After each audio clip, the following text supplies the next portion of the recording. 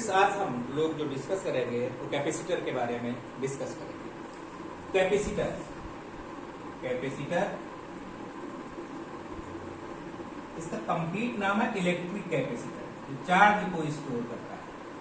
Electric capacitor क्या है? ये कैपेसिटर, इसका फंक्शन क्या है, हमें जरूरत क्यों पड़ी? तो जितनी भी चार्जिंग वाली चीजें आप देखते हैं, मोबाइल है, इन्वर्टर है, जहां कहीं भी आप देखते हैं वहां पर ये कैपेसिटर है, दैट स्टोर्स इलेक्ट्रिकल एनर्जी। इसको जानने के पहले हम आपको बताते हैं इलेक्ट्रिक पोटेंशियल क्या है। हमने बताया था, जैसे मान लीजिए कोई कंडक्टर है और इस कंडक्टर को जब हम कोई क्यू चार्ज देते हैं तो वो क्यू चार्ज इस पे स्टोर हो जाता है और इसका पोटेंशियल बढ़ता है, और पोटेंशियल जो होता है उसका फार्मूला होता है 1/4 पाई एप्सिलॉन 0 के क्यू अपान। इसका मतलब है as soon as we give charge to this conductor, its potential goes on। हम सीधे ये भी कह सकते हैं charge given to the conductor is directly proportional to rise in potential. जैसे जैसे हम चार्ज देते हैं वैसे वैसे पोटेंशियल बढ़ता है according to this formula, and you have studied that. जब चार्ज जितने ज्यादा हो जाएगा उतना ही ज्यादा उसका पोटेंशियल हो जाएगा। पोटेंशियल को हम समझने के तरीके से कह सकते हैं level of charge. Level of charge जितने ज्यादा हो जाएगा मींस पोटेंशियल इज इंक्रीज। इसको अगर हम देखें तो ये कांस्टेंट आता है C इंटू वी। ये जो कांस्टेंट है प्रोपोर्शनलिटी कांस्टेंट, इसे ही कहते हैं कैपेसिटी ऑफ द कंडक्टर। ये जो कांस्टेंट है इसे ही कहते हैं इलेक्ट्रिकल कैपेसिटी ऑफ कंडक्टर। अब यहां से अगर देखें आप तो मेन चीज ये C किसके बराबर होता है? C यहां से आया charge given to the conductor divided by rise in potential. अगर हम देखें तो C equal to Q upon charge given to the conductor rise in potential to the conductor. यहां से इसकी यूनिट क्या आएगी? कूलाम पर वोल्ट। अगर हम देखें तो इसकी यूनिट हो गई कूलाम पर वोल्ट, लेकिन इसे फैराड कहते हैं। तो unit of electrical capacity is farad. इसका मतलब है कि कैपेसिटर में जो कैपेसिटी है that is equal to the ratio of charge given to the conductor divided by rising potential and its unit is farad। अब बड़ी यूनिट्स भी होती हैं, छोटी यूनिट भी होती हैं। जैसे इसको हम माइक्रोफैरड कहें तो microfarad means 10 to the power -6 farad. एक माइक्रोफैरड कहें 10 to the power -12 फैरड। एक पिकोफैरड कहें 10 to the power -12। तो these are smaller units of the capacity. आइए अब हम किसी स्फेरिकल कंडक्टर के लिए कैपेसिटी निकालते हैं। वैसे तो कैपेसिटी हर चीज में होती है। गिलास की कैपेसिटी होती है, बाल्टी की कैपेसिटी होती है, रूम की कैपेसिटी होती है, कमरे की कैपेसिटी होती है, मेज की कैपेसिटी होती है, हर एक चीज की कैपेसिटी होती है, लेकिन अलग अलग चीजें होती है। जैसे इसको हम देखें, गिलास है, जैसे जैसे हम इसमें पानी डालते हैं as soon as we pour water inside it, तो क्या होगा? पानी का लेवल बढ़ेगा, यानी पानी का लेवल बढ़ता जा रहा है, यानी amount of water added increases level of water. इसका मतलब है level of water is directly proportional to amount of water added. अगर गिलास की जगह हम एक कंडक्टर मान लें और इसमें हम चार्ज ऐड करें तो इसका कौन चीज बढ़ेगा? पोटेंशियल बढ़ेगा। यही मैंने आपको बताया, charge given to the conductor is directly proportional to rise in potential. अब देखिए, जैसे हर एक चीज की फिक्स कैपेसिटी होती है। इस कमरे में 40 करके आ सकते हैं, तो इसकी कैपेसिटी 40 हो सकती है। मेज के सरफेस पे 100 किताबें आ सकती हैं, तो 100 बुक्स की कैपेसिटी है इसकी। गिलास में अगर 1 लीटर पानी आ सकता है तो इसकी कैपेसिटी 1 लीटर है। लेकिन इलेक्ट्रिकल कैपेसिटी से नहीं कहें, कैपेसिटी हर चीज की होती है, but the ability to store the electrical charge that is known as electrical capacity. तो कैपेसिटर की जो डेफिनेशन हुई capacitor is a device to store sufficient quantity of charge. उसको कितनी क्वांटिटी चार्ज की कलेक्ट हो सकती है, स्टोर हो सकती है, वो उसकी इलेक्ट्रिकल कैपेसिटी कहलाती है। तो electrical capacity just equal to the ratio of charge given to the conductor capacitor divided by rise in potential. आइए देखते हैं। अब कैपेसिटी का फार्मूला तो निकल आया, अब चार्ज स्फेरिकल सेल के लिए हम निकालते हैं। कितना होता है चार्ज स्फेरिकल सेल के लिए? अगर आप देखें, जैसे मान लीजिए ये आपका एक चार्ज स्फेरिकल सेल है। Q charge is uniformly distributed on its surface and its radii is R. This is the charge spherical cell. आपसे कोई कहे कि potential at the surface of the conductor, potential at any point on the surface. देखिए क्या आएगा, हम बता चुके हैं already. That will give you 1/4 pi epsilon 0 k into Q upon R. This is formula for the potential at the surface of the spherical shell. हमें तो चाहिए कैपेसिटी, और कैपेसिटी का फार्मूला है Q upon V। तो Q upon V एक तरफ रख दीजिए, तो बाकी क्या आ जाएगा? That is equal to Q upon, and this Q upon V is nothing but it is C, that is 4 pi epsilon 0 k into R। तो यहाँ से बहुत ही अच्छी चीज आपको पता चली, C is directly proportional to R। More will be size of the conductor, more will be capacity। और ये नई चीज नहीं बता, जितना बड़ा गिलास होगा उतना ज्यादा दूध आएगा, जितना ही बड़ा कमरा होगा उतना ज्यादा स्टूडेंट्स आएंगे, जितनी ही बड़ी टेबल होगी उतने ही ज्यादा बुक्स आएंगे। It means electrical capacity for spherical capacitor, spherical conductor is directly proportional to its radius। इसकी वैल्यू क्या होगी? अगर हम कहें तो अगर k को 1 मान लें तो इसकी वैल्यू आएगी 1/9 into 10 to the power। इसकी वैल्यू क्या आएगी? 1/9 into 10 to the power। अब बहुत आसानी से हम इस फार्मूले को लगा करके निकाल सकते हैं। जैसे आपसे कोई पूछे कैपेसिटर, जब भी आप न्यूमेरिकल्स लगाओगे माइक्रोफैरड पिकोफैरड की रेंज में आएंगे। क्या 1 फैरड कैपेसिटर का जरा साइज देखें हम क्या होता है।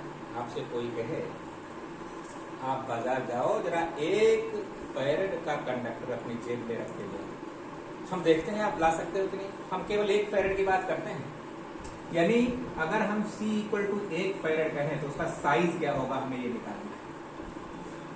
तो C equal to 1/4 pi epsilon 0 k into R, और ये वैल्यू हमने 1 फैरड रखी, इसकी वैल्यू है 9 into 10 to the power 9।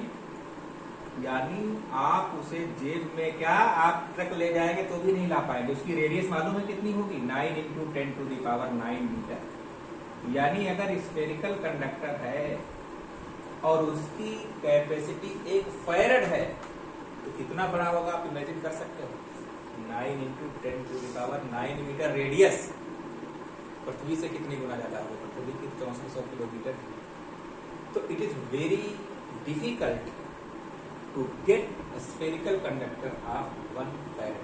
इसलिए जब भी कैपेसिटर यूज करते हैं, कंडक्टर यूज करते हैं, तो माइक्रोफैरड में, पिकोफैरड में यूज करते हैं।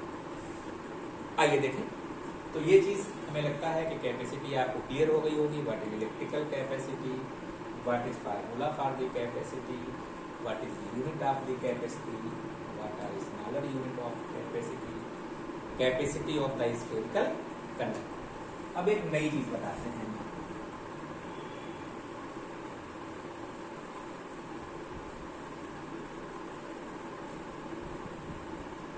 जैसे मान लीजिए आपके पास में 2 कंडक्टर हैं और दोनों को अलग अलग पोटेंशियल तक आपने चार्ज किया है। दो कंडक्टर हैं, हम कॉमन पोटेंशियल बताने जा रहे हैं। अगर हम दोनों को कनेक्ट कर देंगे तो उनका पोटेंशियल कितना है। एक कंडक्टर आपके पास ये है x और एक कंडक्टर है आपके पास y।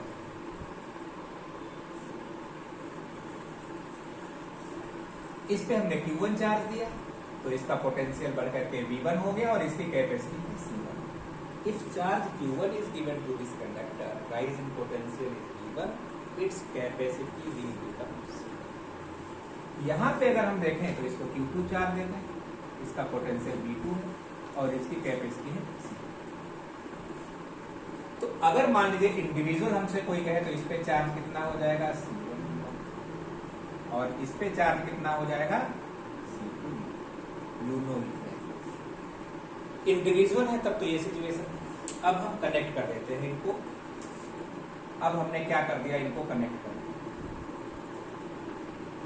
x और y को हमने कनेक्ट कर दिया। देखें क्या चेंज आता है, एक कनेक्टिंग वायर से कनेक्ट कर दिया तो अब चार्ज फ्लो होगा। चार्ज फ्लो किधर से किधर होगा, charge always flow from higher potential body to low potential body. जिसका पोटेंशियल ज्यादा होगा उससे लो पोटेंशियल की ओर फ्लो करेगा। अब इसका मान लीजिए V1 ज्यादा था और इसका मान लीजिए V2 कम था, तो V1 ज्यादा था इसलिए चार्ज हमेशा इधर से फ्लो होगा और तब तक फ्लो होता रहेगा जब तक कि दोनों के पोटेंशियल सेम नहीं हो जाते। मैंने क्या कहा, पोटेंशियल सेम नहीं हो जाते, लेवल ऑफ चार्ज सेम नहीं हो जाता, क्वांटिटी ऑफ चार्ज नहीं कही मैंने कहा तब तक फ्लो होता रहेगा जब तक level of charge means potential इसका और इसका बराबर नहीं हो जाता। और जब बराबर हो जाएगा तो उसको नया नाम देंगे, दैट इज कॉमन पोटेंशियल। तो हम एक नई चीज जानते हैं, charge will begin to flow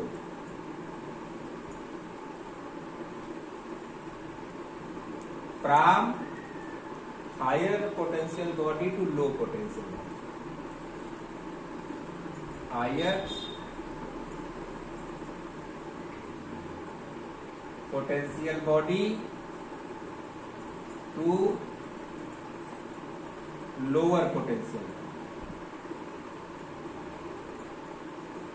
तब तक फ्लो होता है till these are not identical, till these potentials are not identical। नई चीज कही हमने, potentials are not identical, बराबर नहीं होगा।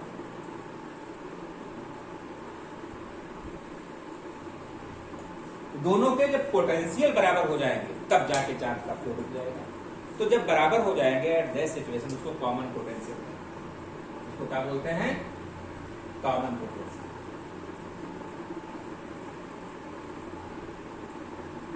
तो कॉमन पोटेंशियल आता है total charge upon total capacity. Total charge upon total capacity. Total charge पहले पे Q1 था, दूसरे पे Q2 है, पहले की कैपेसिटी C1 थी, दूसरे की C2। तो ये फार्मूला है। तो new potential means common potential will become of this form.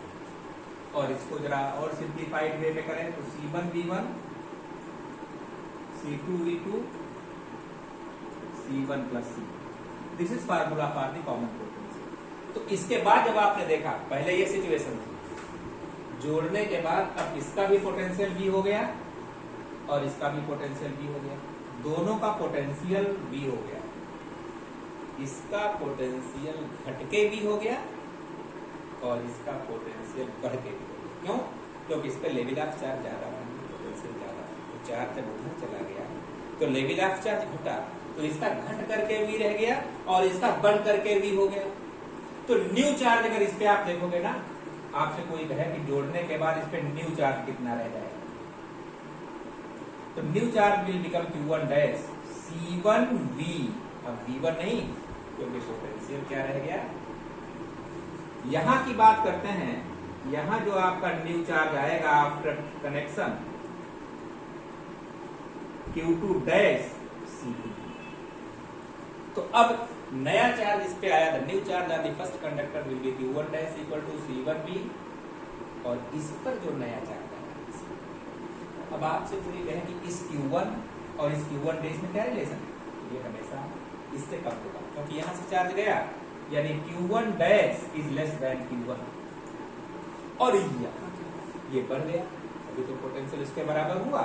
यहाँ पर Q2 dash will be greater than Q2, यानी जहां ज्यादा चार्ज था, चार्ज का लेवल ज्यादा था, वहां से चार्ज चला, और कहां चला गया, जहां चार्ज का लेवल कम था पोटेंशियल का। New charge on this will be Q1 dash, new charge on this will be. एक और बड़ा मजेदार क्वेश्चन आता है, what is the quantity of charge flowing through the wire. बहुत सिंपल है कि वायर से होकर के कितना चार्ज फ्लो, पहले Q1 था, अब Q1 डैश रह गया, तो Q1 minus Q1 dash, charge flowing through the conductor. तो charge flowing through the conductor कितना हुआ, Q1 minus Q1 dash, charge flowing through the conductor,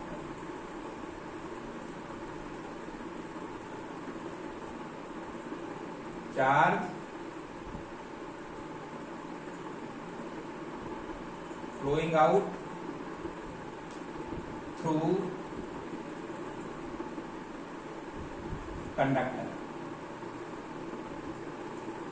that will be delta Q, and पहले Q1 था और अब Q1 डैश हो गया। It means C1 V1 पहले था, अब C1 V2, तो इतना चार्ज उस वायर से होकर के फ्लो हो, किधर से किधर, हायर पोटेंशियल से lower potential. Amount of charge flowing out to एक और चीज आती है, तो इतना समझ में आया होगा कॉमन पोटेंशियल क्या है। इसके बाद एक चीज आती है एनर्जी ऑफ द चार्ज। तो इसमें तो हमें लगता है आपकी समझ में आ गया होगा, इसमें कोई ऐसी बात नहीं है, और कभी आपको दिक्कत हो तो आप कमेंट में डाल सकते हैं, मैं रिजॉल्व कर दूंगा। आप नीचे कमेंट बॉक्स में पोस्ट करिए, प्रॉब्लम्स को मैं डिस्कस करके बताऊंगा। अब आता है एनर्जी ऑफ द चार्ज का। देखिए एनर्जी क्या है, इलेक्ट्रिकल एनर्जी ही तो है।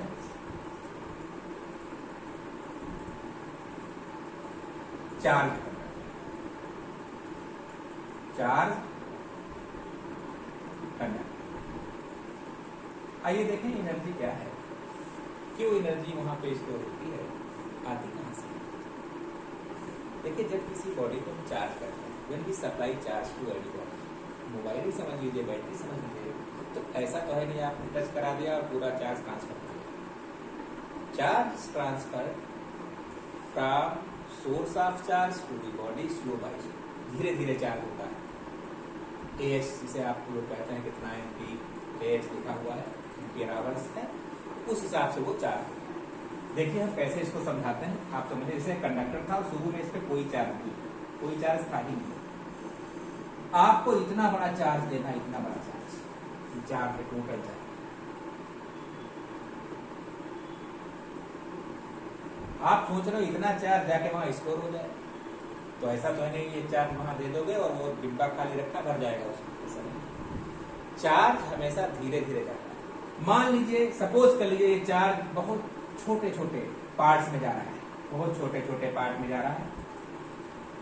मान लीजिए इसका पहला पार्ट गया Q1, पूरा चार्ज Q था, पहला पार्ट गया Q1, तो खैर Q1 स्टोर हो गया और कोई वर्क नहीं करना पड़ा, Q1 यहाँ पे स्टोर हो गया। लेकिन जब ये Q1 स्टोर हुआ और दूसरा पार्ट अब गया, तो अब इसके लिए मुसीबत है, इसके वहां पे अपोनेंट पहले से, क्योंकि वो तो सिग्नल चार्ज है, रिकल करेगा, इसको वहां स्टोर करना आसान नहीं होगा। पहले वाले के लिए कोई दुश्मन नहीं था, जब ये पार्ट गया तो उसने क्या लगाने लगा, रिपल्सन। अब आपको स्टोर कराने के लिए वर्क करना, तो अब जब ये स्टोर होगा तो साथ में बिना वर्क किए ये चार्ज स्टोर ही नहीं होगा, तो वर्क आपने कितना किया, W1। अब मान लीजिए थर्ड पार्ट जाता है WQ3, अब तो और ज्यादा रिपल्सन लगेगा, अब तो बहुत ज्यादा रिपल्सन लगेगा, तो आपको और वर्क करना पड़ेगा, तब जाके थर्ड पार्ट वहां पे स्टोर हो पाएगा। इसी तरीके से जैसे जैसे चार्ज जाएगा बिना वर्क किए वो स्टोर हो ही नहीं सकता। तो इन nutshell I would like to say, during the charging process we have to do some work in charging the body. किसी बॉडी पे चार्ज को स्टोर कराने के लिए हमें वर्क करना पड़ता है, and this work is stored as the electrical potential energy of the charge conductor. यही इलेक्ट्रिकल पोटेंशियल एनर्जी है। हमें वर्क ना करना पड़ता तो एनर्जी स्टोर कहां से होती है? हम वर्क कर रहे हैं, क्यों कर रहे हैं हमने डिस्कस किया। तो we are doing some work again and again. हम चार्ज को स्टोर करने के लिए वर्क कर रहे हैं, और जब हम वर्क कर रहे हैं वही वर्क इलेक्ट्रिकल एनर्जी के फॉर्म में स्टोर हो। देखिए, मान लीजिए हम इंटीग्रल मेथड का एक पार्ट बताते हैं। हमने dq चार्ज दिया, dq क्वांटिटी ऑफ चार्ज दी, और पोटेंशियल है मान लीजिए उसका v करना है, तो टोटल वर्क डन हो गया इतना। लेकिन चार्ज हमें कहां से कहां तक देना है? 0 से लगाकर q तक देना है। तो total amount of work done will be equal to W। तो W equal to 0 to Q VD। यानी थोड़ा सा हमने चार्ज दिया, थोड़ा सा dq, तो हमें कितना वर्क करना पड़ा? Work equal to potential into charge, तो v इनटू dq करना पड़ा। लेकिन हम तो पूरा चार्ज दे रहे हैं, 0 से लगा के q तक दे रहे हैं, हमें कितना वर्क करना पड़ेगा? तो हम इंटीग्रेट कर देंगे। तो यहां से जब आएगा v को हम q by c कर सकते हैं। ये 0 से लगा के q हो गया, और इसको इंटीग्रेट अगर करोगे, इंटीग्रेशन आपको बताया गया होगा 11th क्लास में, तो 1/c अलग हो गया, और ये आ गया q² by 2। तो एनर्जी का फार्मूला हो गया q² by 2c। इतना आपको करना पड़ेगा, इसमें कोई दिक्कत नहीं है, ठीक है। इसके कई फार्मूले हो सकते हैं। Q की जगह CV कर दोगे, अगर हम Q की जगह CV कर देते हैं, मालूम है आपको, तो यही वर्क डन आ जाएगा हाफ CV², और C की जगह Q/V करते हैं तो यही वर्क डन हो जाएगा हाफ Q। तो there are 3 forms of the electrical energy stored, q² by 2c, half CV²। सबसे ज्यादा ये फार्मूला यूज होता है हाफ CV², फिर ये यूज होता है, और ये सबसे कम यूज होता है। तो इसका मतलब है when we impart energy to any conductor, we have to do some work. Without doing work, the storage of charge and any body is not possible. And we do work step by step, not all of sudden. So if we are giving a small quantity of charge dq to the body, then work done will be small dw. And total quantity of charge is supplied, then we have to integrate this 0 to q, and this formula comes. तो इस तरीके से हम किसी charge conductor की energy का formula निकाल सकते हैं हाफ CV²। तो जो एनर्जी का फार्मूला आया half CV², very important formula. और बाकी फार्मूले हमने बता दिए, हाफ QV भी कह सकते हो, आप इसको रिप्लेस करते जाइए, पूरे फार्मूले आपको निकलते जाए। अब बात आती है जब आपने चार्ज कंडक्टर को वहां पे जोड़ा तब क्या है, आइए देखें। अभी हमने कनेक्शन ऑफ कंडक्टर्स के बारे में बताया था, उसी को हम रिपीट कर रहे हैं।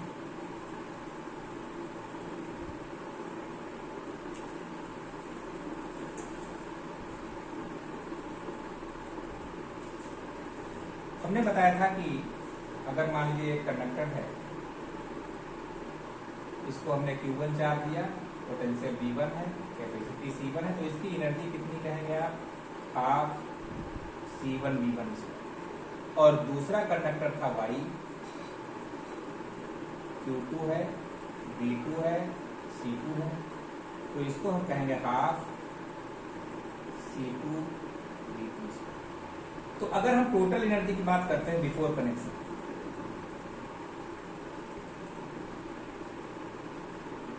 कनेक्शन,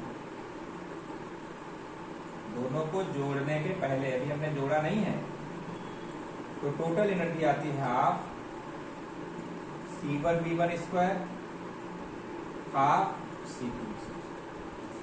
लेकिन अगर हम आफ्टर कनेक्शन की बात करें,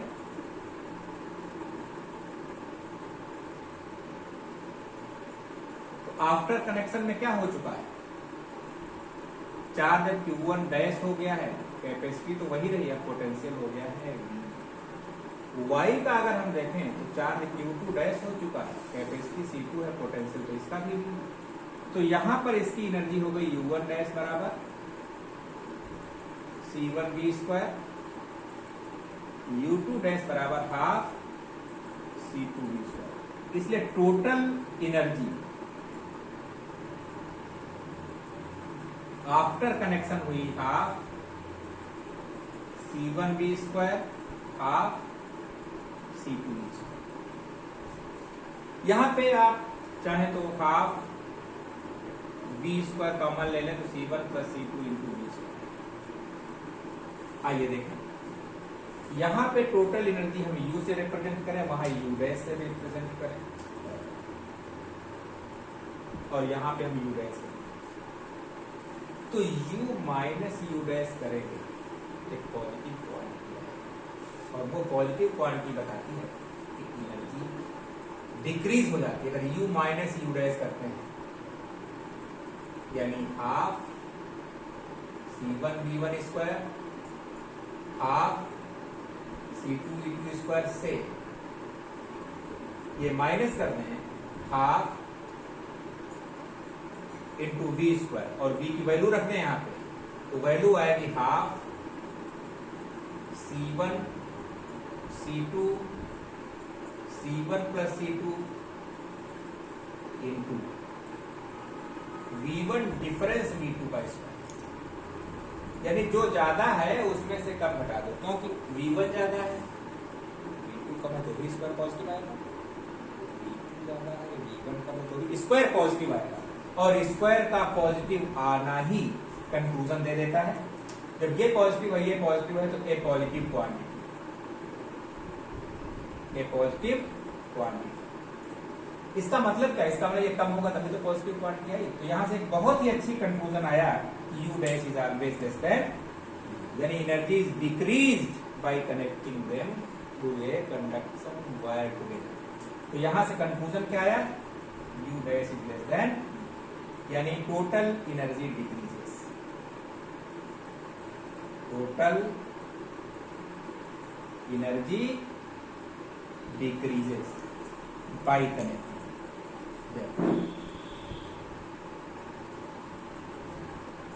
तो इतना आप लोग देखिए इस वीडियो में, इससे काफी कुछ क्लियर हो जाएगा। अगले वीडियो में हम फिर न्यूमेरिकल बताएंगे, इसको वीडियो को देखिए, न्यूमेरिकल्स तैयार करिए। Thank you.